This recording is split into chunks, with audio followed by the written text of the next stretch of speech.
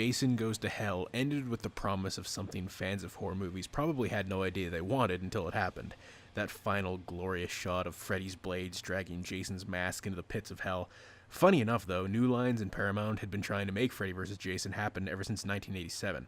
At one point, Pinhead from the Hellraiser series was supposed to be in it, and at one point, both Peter Jackson and Rob Zombie were supposed to direct it.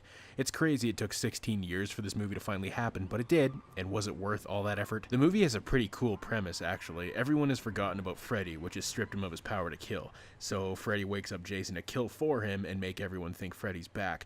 But clearly Jason has been playing way too much Call of Duty because he's a pro at stealing kills. This pisses Freddy off, and well, cue the movie's title. It takes a long time for the title of the movie to happen, so for the meantime we're stuck with a whole cast of annoying characters, including that one chick from Destiny's Child, and a guy who's clearly trying way too hard to be Jason Mewes from Jay and Silent Bob.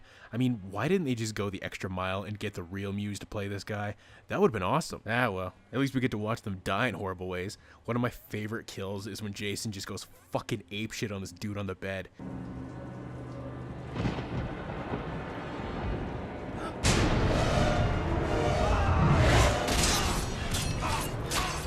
Jesus, dude, I think you got him.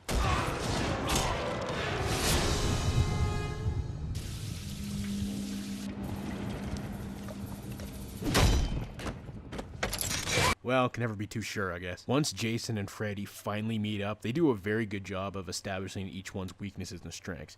The first battle happens when Freddy drags Jason into his nightmare world and starts fucking with him. This is Freddy's domain, and he's pretty much invincible here. But once Freddy gets dragged into the real world, that's when all hell breaks loose. Jason and Freddy's fight has got to be one of the bloodiest showdowns I've ever seen. God knows how many gallons of blood squirts out of these two. I swear it puts even the most professional of porn stars to shame, and it's almost all practical effects too, which I love, obviously. There's some really dated CGI in this movie, but thankfully they kept it to minimum for the big fight. This movie was pretty much made for fans of both series. People who are new to slasher flicks won't get as much enjoyment out of this movie as someone who's watched all the Nightmare and Friday flicks.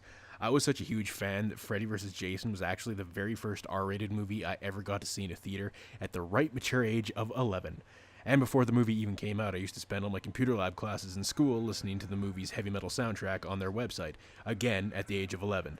Man, it's no wonder I'm such a messed up guy. I fully acknowledge that this movie's dumb and pretty badly written for the most part, but anyone who was gonna watch this movie has probably already sat through all the Friday the 13th and Nightmare on Elm Streets, so we knew exactly what we were getting into, and we got it. Plus, it was a hell of a send-off for Robert Englund, considering this was his last time playing Freddy. Now, all we need is a sequel. Bring in Pinhead, Chucky, Leatherface, Helltoss, and Ash Williams for good measure. I don't give a shit. Just imagine the Expendables of horror films. I want it. I need it. Well, even if we leave, Freddy can still get us.